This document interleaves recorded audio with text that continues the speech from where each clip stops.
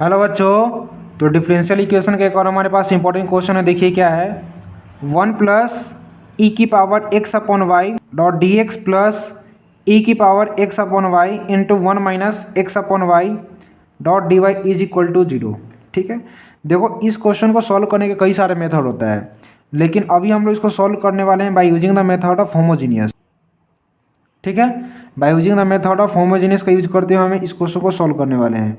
चलिए इसका सॉल्यूशन देख लेते हैं। क्या है हमारे पास, 1 प्लस ई की power X upon Y dot D X plus ई की power X upon Y bracket 1 minus X upon Y into D Y is equal to 0।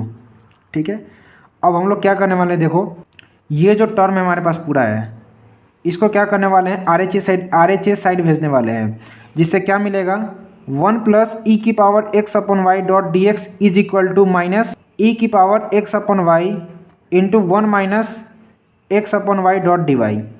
ठीक है, अब देखो हमें क्या चाहिए, D X upon D Y. तो D X upon D Y लेने के लिए हम लोग क्या करेंगे, इस वाले टर्म को इसके डिवाइड में भेज देंगे और वाई इसके डिनोमिनेटर में आ जाएगा। क्या मिलेगा हमें, D X upon D Y is equal to minus E की power X upon Y into 1 minus X upon Y upon 1 plus ई की पावर एक्स अपॉन वाई। यहाँ तक कोई दिक्कत नहीं होना चाहिए। Now put X equal to we Y, X equal to we Y.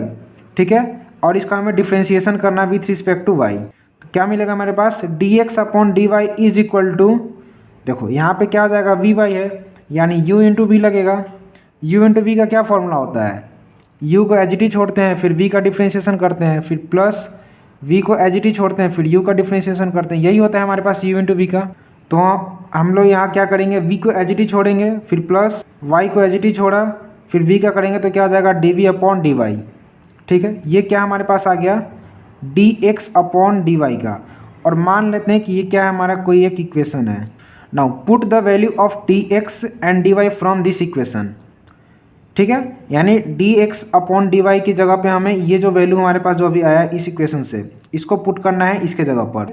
देखो वही हम अगला स्टेप हमारा वही है, v plus Y into D we upon D Y. ये जो टर्म है हमें D X upon D Y की जगह पर हमें ये वैल्यू लिखना है इज इक्वल टू ई की एक्स वाई। अब देखो अब हम लोग क्या यहाँ से X upon Y is equal to क्या आ जाएगा, हमारे पास v आ जाएगा, यानी कि x अपॉन वाई की जगह पर हम लोग v भी लिख सकते हैं, बिल्कुल लिख सकते हैं।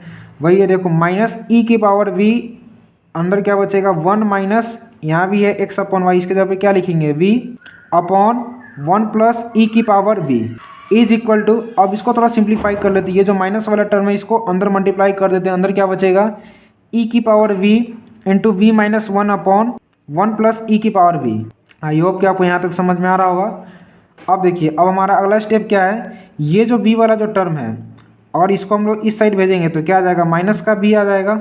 वही है, देखो y into D we upon D Y is equal to E की power v into V minus 1 upon 1 plus ई की पावर v माइनस v। अब देखो इसके बाद हम लोग क्या करेंगे, इधर तो ये एज इट इज रहेगा, y into D we upon D Y is equal to, LCM ले लेते हैं, एलसीएम क्या आएगा हमारे पास, देखो 1 प्लस ई की पावर v। अब ये जो माइनस v है इसका इसके साथ मल्टीप्लाई करेंगे। ठीक है, यहाँ कुछ नहीं है तो क्या है, 1 है। अगर यहाँ पर हम दोनों का एलसीएम लेंगे तो एलसीएम क्या आएगा हमारे पास, 1 प्लस ई की पावर v। अब ये तो टर्म एज इट इज रहेगा, ई की power v into V minus 1, फिर ये सिंबल माइनस का, फिर 1 का इसके साथ मतलब इसके साथ मल्टीप्लाई होगा, यानी v इंटू 1 प्लस ई की पावर v, यही आएगा। तो हमारा अगला स्टेप में वही है, e की power v into V minus 1 minus v का इसके साथ मल्टीप्लाई करने वाले हैं एलसीएम के साथ। अब देखो उसके बाद अगला स्टेप क्या है हमारे पास, y into D we upon D Y, ये टर्म तो एज इट इज रहेगा इज इक्वल टू, अब हम लोग क्या करने वाले हैं, इसका इसके साथ मल्टीप्लाई कर देते हैं तो क्या आ जाएगा, v ई की पावर v माइनस ई की पावर v, फिर ये माइनस v, फिर ये माइनस प्लस माइनस v ई की पावर v। अब देखो यहाँ से ये प्लस का है और ये माइनस का, ये आपस में कैंसिल हो गया। ठीक है, फिर हमारे पास क्या बचता है, y into D we upon D Y is equal to, अब देखो यहाँ से क्या कर लेते हैं, माइनस कॉमन ले लेते हैं, अंदर क्या बचेगा, v प्लस ई की पावर v अपॉन 1 प्लस ई की पावर v। ठीक है, यहाँ तक कोई दिक्कत नहीं होना चाहिए। फिर उसके बाद हम लोग क्या करते हैं, जो v वाला टर्म है उसको v वाले के साथ लिखते हैं, फिर y वाले टर्म को y वाले के साथ लिखेंगे, ठीक है, ऑन सेपरेटिंग द वेरिएबल्स। फिर उसके बाद हम लोग क्या करेंगे, इंटीग्रेट कर देंगे, जो हमारा जो इक्वेशन आएगा उसको इंटीग्रेट कर देंगे, फिर उससे हमें क्या क्या मिलेगा, रिक्वायर्ड सॉल्यूशन, ठीक है।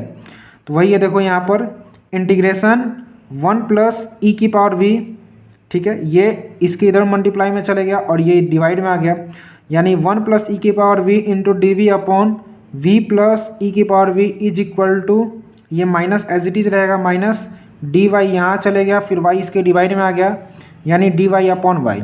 अब इसका अगला स्टेप देखते हैं क्या है हमारे पास। यहाँ तक तो हमने कर ही लिया था इंटीग्रेशन 1 प्लस ई की power v upon v plus ई की power v dot D we is equal to minus integration D Y upon Y. अब बस हमें इसको सिंपली इंटीग्रेट करना है और जो हमारा जो रिजल्ट आएगा वही हमारा सॉल्यूशन होगा इस क्वेश्चन का। पुट, अब देखते हैं क्या करते हैं, पुट v प्लस ई की power v is equal to t, ठीक है, और इसको डिफ्रेंशिएट करते हैं। तो v का करेंगे तो क्या आ जाएगा 1 प्लस ई की पावर v का क्या होगा, ई की पावर v, फिर v का करेंगे तो क्या हो जाएगा D we is equal to t का करेंगे तो डी टी, यानी v प्लस ई की पावर v प्लस ई की पावर v, इसके जगह पे क्या लिखेंगे, t लिखेंगे, ठीक है, और 1 प्लस ई की power v dot D v, 1 की power v plus d v, इसके जगह पर क्या लिखेंगे, इस पहले पूरे टर्म की जगह पर डी टी लिखेंगे। तो वही है integration d t upon t is equal to minus D Y upon Y. अब 1 अपॉन टी का इंटीग्रेशन क्या होगा, log t is equal to minus, अब इसके जगह पे क्या होगा 1 अपॉन वाई का लॉग वाई, और ये माइनस और प्लस लॉग सी।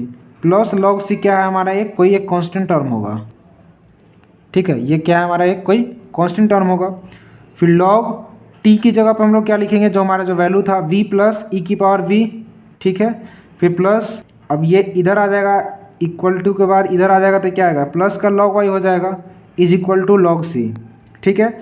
और हमारे पास यहाँ v की वैल्यू क्या आ जाएगा, v की वैल्यू हमने शुरुआत में क्या माना था, अरे x is equal to we y था, तो यहाँ से v की वैल्यू क्या आ जाएगा x upon Y, x upon Y is equal to v, तो v की जगह पे क्या लिखेंगे x अपॉन वाई प्लस ई की power x upon Y plus log Y is equal to log C.